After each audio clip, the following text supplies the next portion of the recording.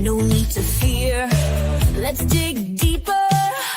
Go higher. Words in red, let them be your desire.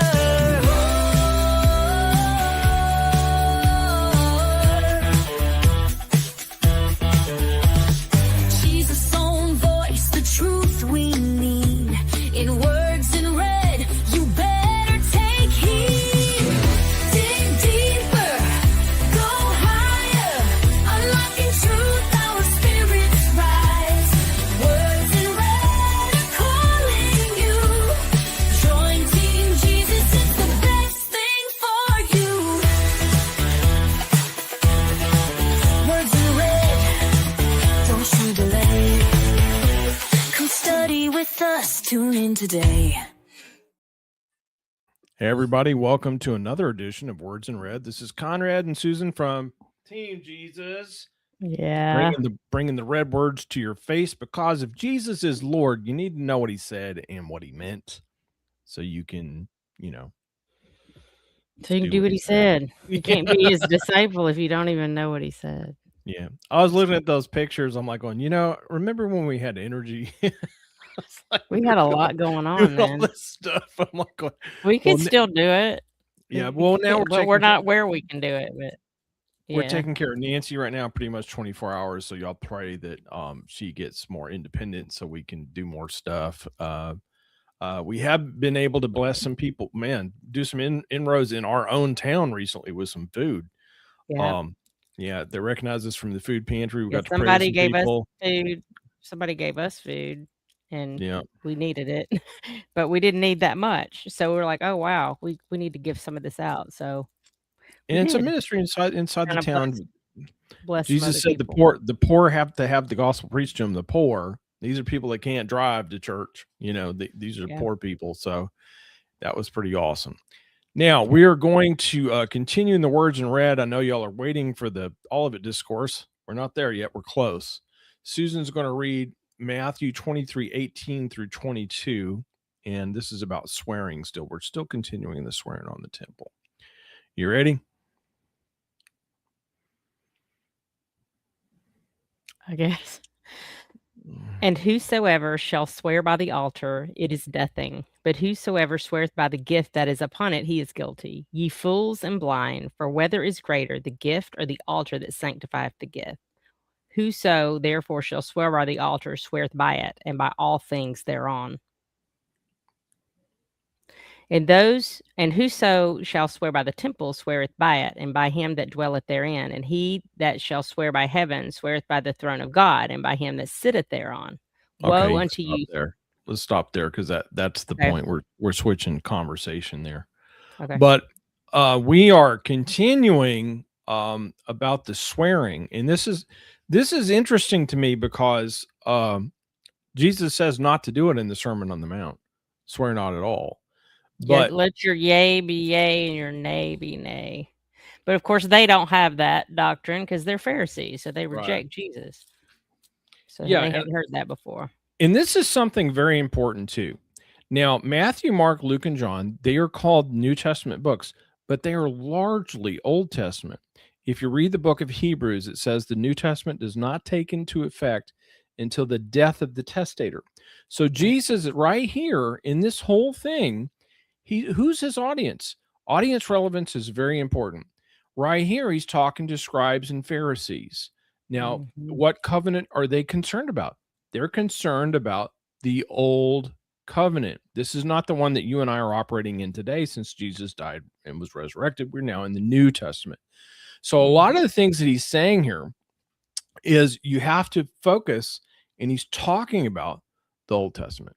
That's right. And people don't get that. A lot of people do not get it. It's very simple. Well, you have extremes on both ends. You have people that say the dispensationalists believe that the dispensation of the church comes after Jesus leaves. So pretty much everything Jesus said, a lot of those types of people think it doesn't apply to them.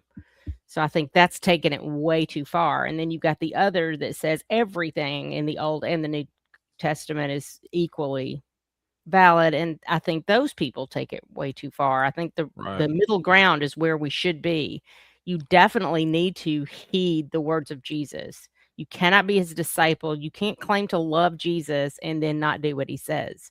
So you need a Yeah. little of both. You need a little bit of old covenant as far as understanding the whole point of Jesus' sacrifice. And of course, some of the law that pertains to sins, some of those sins are still sins, even Well, they're once the sins laws. before the law. Yeah, they were sins before the law was handed down. The So law they're just still sins. identified it. Right. And so anyway, Jesus these tells his disciples to obey what he commanded them. yeah. That's the Great Commission, not what he commanded the Pharisees. He didn't command the Pharisees, just arguing with them. No. And right here, all this conversation is him kind of picking apart the Pharisees' doctrine, which went above what was written in the law. So they not only were really harsh about upholding the Mosaic law, but they added more to it. And he's sitting here kind of complaining and arguing, not arguing, but kind of Pointing out their hypocrisy. Yeah, these are things you're saying do. This does not make sense. These are not things you should do. This is not what the scripture teaches. This is not what the law says. Well, he's bringing the pimple of hypocrisy to the surface. For example, in 23:18, he says, "Whosoever shall swear by the altar, it is nothing, but whosoever sweareth by the gift upon it, it is guilty." Now, he's saying that they're saying this. And Yeah, the they point are. is, the Pharisees here, and this is a trap in today's society as well, is they are exalting the gift over the thing that sanctifies the gift, which is the altar, Mhm. right? In the Old Yeah. Testament. And this is religious performance. This is like, look at me, I've got a big gift. Well, and you You can know. see also their focus is on the money. Right. Their focus is on gain and wealth. It's not on the altar. It's not about honoring God. They don't even care about God. They care about lining their own pockets. And sadly, we see the same thing happening today. Our leaders Yeah. in government, our leaders in the churches, we got people that are having big problems because they love the money more than they love the Lord. Right. This also, when you swear about the gift, you're looking at human effort rather than God. You know, we can't do anything from our human effort to please God. So, but they are saying the gift's more important than the altar, and Jesus is pointing out. We're going to go to verse 19 here. He says, "You fools and blind, for whether is greater the gift of the altar that sanctifieth it." Mhm. Now, just so you guys know, I say this every time in Matthew 23. This is the woe passages, and he's speaking to the religious leaders of the day. He's calling them fools and blind. Yeah. Do you got something to say?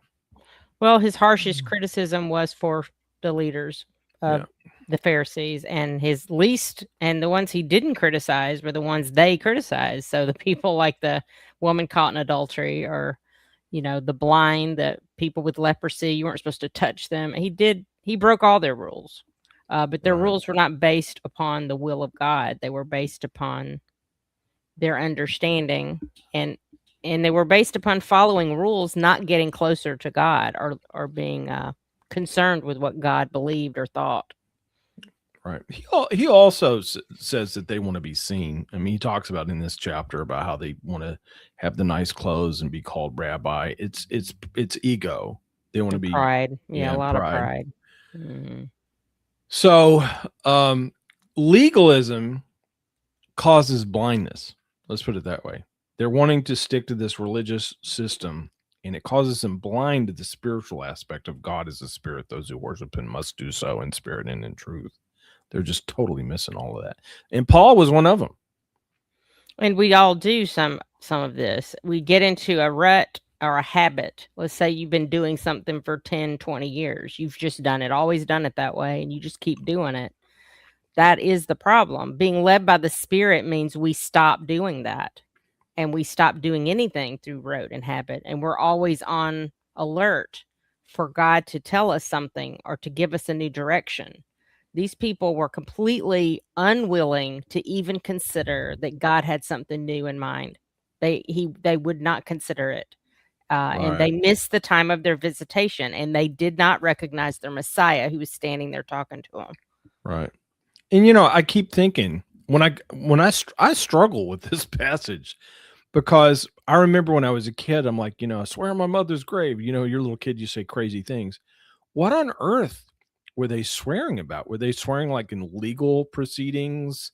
And I mean, it sounded Making like a oaths. big deal. It sounded like a big deal to them. Yeah, making oaths, I promise to do this. It's like a contract, I guess, in their time. They didn't have the written contracts we would have today or the legal documents that we have today. They would make oaths and swear. And so I guess this is how they were doing it. But God didn't like it. They shouldn't be doing it. I'm going to ask.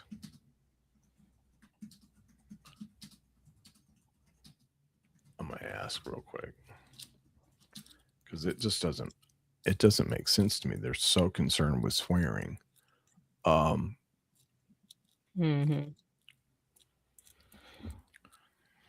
Well, let's move on. I'll figure it out later. This whole thing, though, whosoever sweareth by the Okay. altar sweareth by it and the things that are on. He's. But they were swearing by the gift on the altar and not the Yeah. altar. So I get it. I don't know how much we need to the whole thing exhaust was this. just not good. No. Yeah. And whoso shall swear by the temple sweareth by it. Same thing. There's people swearing by the Yeah. temple or by God who dwells in the temple or Right. heaven. And then he's just pointing out they're more concerned with the gift than with the altar With that God himself. sanctifies it. Which I guess if you want to get to the crux of it, they're more worried about the thing, the gift, rather than the gift giver. Right. Or God who sanctifies. Yeah, they're more interested in the things rather than God. Yep. I don't know. I think we've pretty much exhausted. Yeah, and we even that. talked about this in the last one, so I think we Yeah. can move to 23. All right, let's see. I Right. want you to read from 23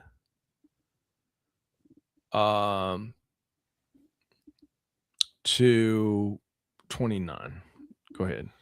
Woe unto you, scribes and Pharisees, hypocrites, for ye pay tithe of mint and anise and cumin, and have omitted the weightier matters of the law, judgment, mercy, and faith. These ought ye to have done, and not to leave the other undone. Ye blind guides, which strain at a gnat and swallow a camel. Woe unto you, scribes and Pharisees, hypocrites, for you make clean the outside of the cup and of the platter, but within are full of extortion and excess. Thou blind Pharisee, cleanse first that which is within the cup and platter, that the outside of them may be clean also. Woe unto you, scribes and Pharisees, hypocrites, for ye are like unto whited sepulchres, which indeed appear beautiful outward, but are within full of dead men's bones, and of all uncleanness. Even so, ye also outwardly appear righteous unto men, but within ye are full of hypocrisy and iniquity. Okay, that's good. Let's see. 23. Mm-hmm. So he's reiterating the audience. And keep in mind, okay, I just want you to know again, he's talking about tithing, an Old Testament thing. And they're tithing mint and cumin. And he's talking to them about the Old Testament. Okay, I want to drive that home. Yeah. But they're omitting the weightier matters of the law, and these were in the law: mercy and judgment and faith. I mean, especially the judgment and mercy part. There were things they were supposed to do that they didn't do. They didn't have mercy or judgment or faith. God says in the Old Testament, I desire mercy and not sacrifice. Right. What I'm thinking here is legalism causes you to come up with the Sabbath day journey. God said rest on the Sabbath. So they were trying to how can I get around this? And they measured it from 1,000 paces from when they woke up. Well, here's the truth, and this happens today. It happens a lot. If you were a wealthy person during this time and you had a good relationship with the Pharisees of the time, and especially if you held some sort of power at the time, then the way that the Pharisees would not treat you as harshly, you know, they would not be as judgmental, but the poor are the ones that receive the more severe consequence and the more severe judgment, and that is still true today. The people happens in our today. society that have power and have authority and are respected in society, their kid gets into trouble and somehow their kid gets out of it because they happen to be the son or daughter of a certain person, right? Yeah. We see this happen over and over, and we see it happen with wealthy politicians getting into trouble doing things they ought not, but because they're wealthy politicians, they can get away with it because just like now, just like in the Old Testament, the Pharisees really didn't come down on those people. These people had a good relationship with Herod. And I don't know if you know much about Herod, but Herod's the guy who killed John the Baptist, and he's the guy that had an affair with his brother's wife. Not a nice guy, kind of a wicked man. But he had a cushy relationship with the They were Pharisees called and with the leaders Herodians. and the leaders of the leaders in Rome. He had a good relationship. So Herod was doing pretty well by society's standards, but in the eyes of God, not so much. He was a very wicked man. Yeah. For instance, I keep thinking when I read this passage about the lady that was caught in adultery. First off, you can tell they only caught the woman. They didn't caught the man, but it says she was caught in the very act. Remember? I'm like, well, where's the man? Well, there you go. Well, there you go. And this is and an then example Jesus of says, the Pharisees ignoring it. And Jesus says something interesting. Those of you without sin cast the first stone. And they begin with the oldest to the youngest, dropped the stones. And they realized that there was mercy and justice. And, they're like, we can't do this. And Jesus is talking about the spirit behind the law. That's right. And for all we know, the man who committed adultery with her was probably standing there. Odds are good. With a stone in his hand. Well, and Jesus was writing something in the dirt. We don't know what it was, but it could be that guy's name. Who knows? He knew the truth. So you strain at a gnat, you swallow a camel. I believe we do stuff like this today. Legalism focuses on micromanaging small stuff and ignoring the big stuff. It ignores the big stuff. Compassion. Trying to, love covers a multitude of sin. When people are just consumed with their bad choices, and there are people like that keep making bad choices and their lives are out of control, the last thing they need is somebody to sit there and tell them your life is out of control, because they already know. They already know their life is out of control. They know they've done wrong. They need somebody to help them out of that lifestyle into, a relationship with God. These people were not helping people have a relationship with God. They were quick to condemn and to kill them. Right. I think blind means they're not seeing the light in the light of Jesus Christ. And I think things like church traditions or the color of the carpet in the building is taking precedence over helping the people in the neighborhood or whatever. They're not seeing, when he says they're blind, they're not opening their eyes to what's actually going on in their neighborhood. There's people in your neighborhood that are hurting. There's people in your church that are hurting. There's people that you see every day, and they put on a brave front. You don't know, but they're living a really tough life and need somebody to care. That's the gnat they and need camel them thing. To care.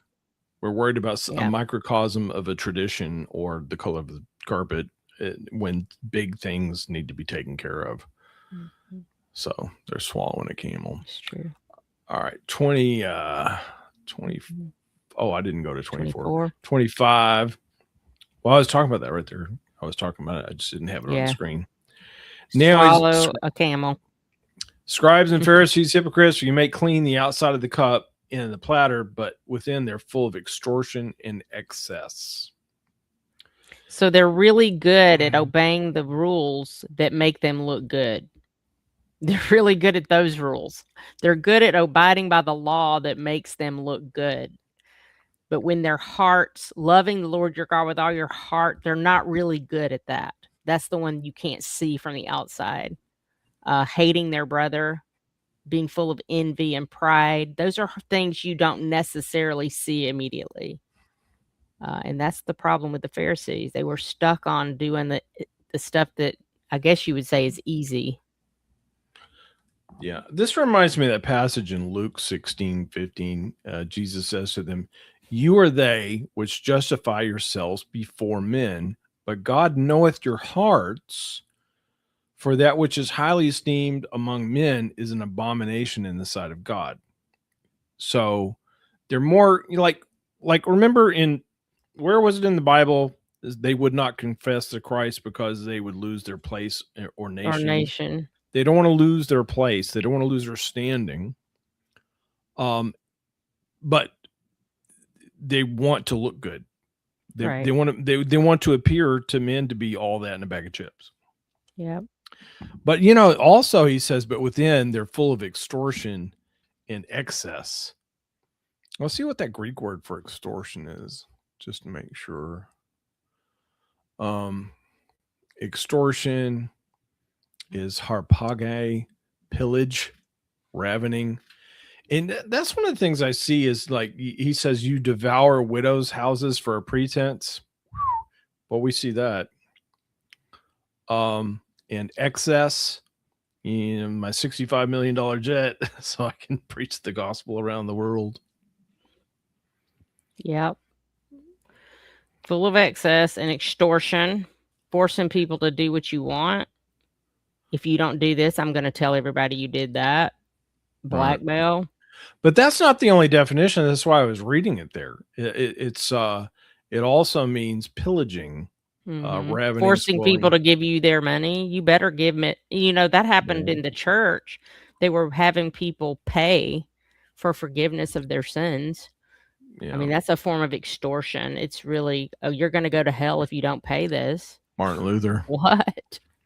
Martin Luther. What? He's one that exposed that in the church. And those, that's pretty interesting because those were the religious leaders of the day. Exactly. Pay money to get out of purgatory, get your relatives out of hell. Here's the money, penance. I tell you what, when money gets involved, yeah, I'm just saying, it's God's probably not in it anymore. You might want to back away at that point and start praying about it. Now, he's obviously talking about the inside and the outside. So when we read verse 26, thou blind Pharisee, cleanse first that which is within the cup and the platter, and the outside of them may also be clean also.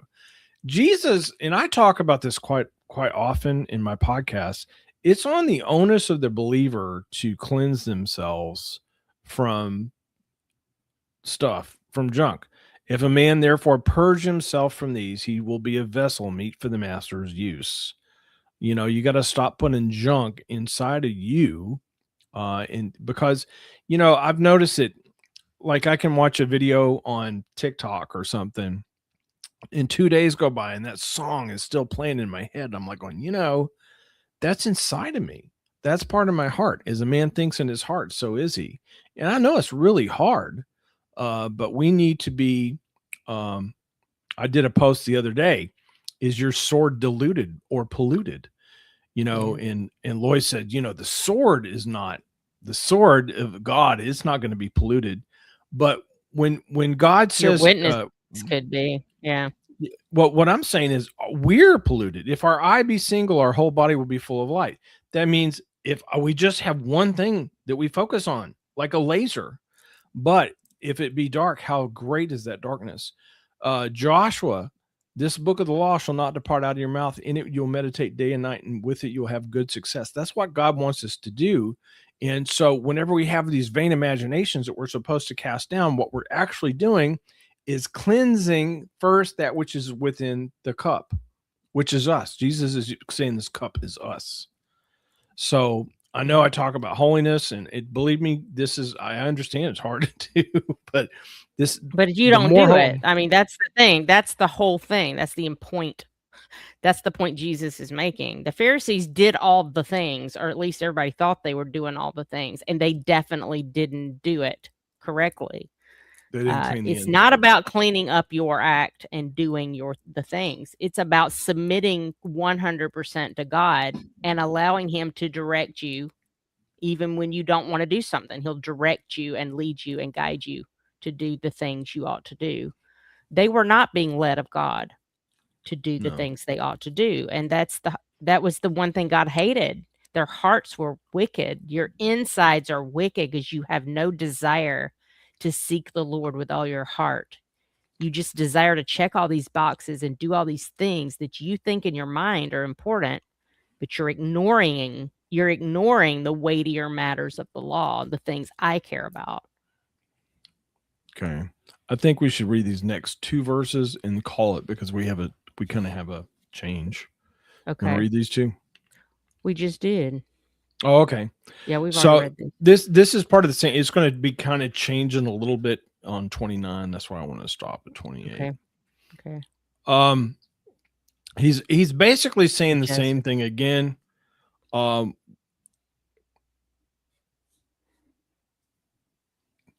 Joseph's in here. Hey, Joseph, how you doing, man? Good to see you, buddy. So he's basically saying the same thing. One, you scribes and Pharisees, hypocrites, you're like whited sepulchres, which indeed appear beautiful outward, but were within dead men's bones and of all uncleanness. Yeah. So basically saying the same thing he just said. Even so, outwardly you appear righteous to men, but within you're full of hypocrisy and iniquity. Yeah. So Jesus, the good news is Jesus was bruised for our iniquities. That's the stuff on the inside. A bruise is something that happens on the inside. So that's the good news, but we need to appropriate it, Yeah. Need to do what he said. There's a common belief, if I just do enough good, if I do enough good deeds, if I'm a good person, that, when I stand before God in heaven after I've died, then my good will outweigh my bad. But what we know, not just from the teachings of Jesus, but from Paul and throughout Scripture, is that we're really not ever going to be good enough, that we must appropriate the righteousness of Jesus by accepting the sacrifice that he's done for us on the cross. The Pharisees clearly are not accepting the sacrifice of Jesus. Now, he hasn't gone to the cross, but they are rejecting him before he even went to the cross. And they, of course, are one of the group of people responsible for getting him crucified in the first place. They were just not willing to consider God was fulfilling prophecy. He was fulfilling the law. He was doing all of those things right in front of them, and they just couldn't see it. They were full of their own self-righteousness and unwilling to even consider that God is in your midst and he's doing something amazing. Yeah. I think the takeaway here is outward appearance falls far short of inward righteousness, inward relationship with God. He's talking about you got to clean the inside. Right. I think God has to be Lord of our thought life. We have to love him with our heart. Where's our heart? It's on the inside. Love the Lord thy God with all thy heart, mind, and strength. That's stuff on the inside. They say integrity is what you do. They say integrity is what you do when nobody's looking. And that's exactly what God wants. He wants you to be a person of integrity, that you truly love him. You're not just saying you love him because it sounds good or because it's, it appeals to other people. It doesn't matter what other people are thinking or saying. It matters what God is thinking about you. Yeah. Joseph brings up a good point, that the blind leading the blind. Jesus says that a couple of times, but in Jeremiah chapter 14, it talks about the prophets that are false. They're leading people astray, and the people know better. And he says, to the people that they prophesy, get the same judgment as the false prophets. So you got to be careful who you're listening to. Like at this time, I want you to put yourself in the audience. In the audience here, if you're listening to Jesus or the Pharisees, there's going to be a decision.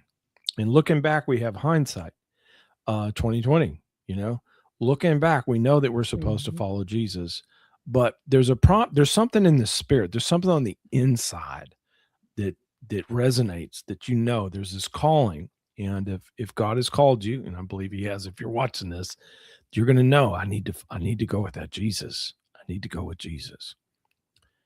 So, and I believe people can tell on the inside there's hypocrisy. I mean, they can spot it. Believe people today can spot hypocrisy.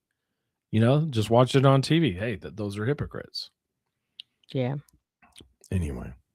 All right. Well, we're going to wrap it up. We'll pick up with verse 29 next time we do this. Just so you guys know, if please like and share this so other people can get it. You know, that'd be nice. Also, this playlist, it's on YouTube, because Facebook Live is going to delete the live show. So you can go to YouTube and search for the hashtag Words in Red.